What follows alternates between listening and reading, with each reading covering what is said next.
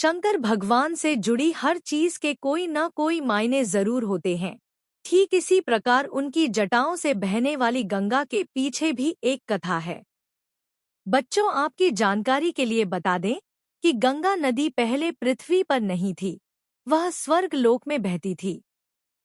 ऐसा क्या हुआ जिसकी वजह से गंगा मैया को पृथ्वी पर आना पड़ा? हम आपको बताते हैं कि आखिर इसके पीछे की कहानी क्या है। तो गंगा माँ को शास्त्रों में देवी कहा गया है। भागीरथ नाम के एक प्रतापी राजा थे और वो चाहते थे कि उनके पूर्वजों को जीवन मरण के दोष से मुक्त कर दे, और इसके लिए माँ गंगा पर धरती को आना होगा।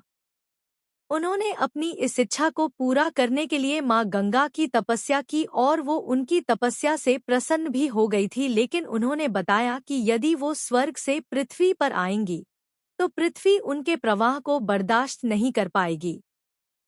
यह बात सुनकर भागीरथ विचार में पड़ गए कि माँ गंगा को धरती पर लाना कैसे संभव होगा।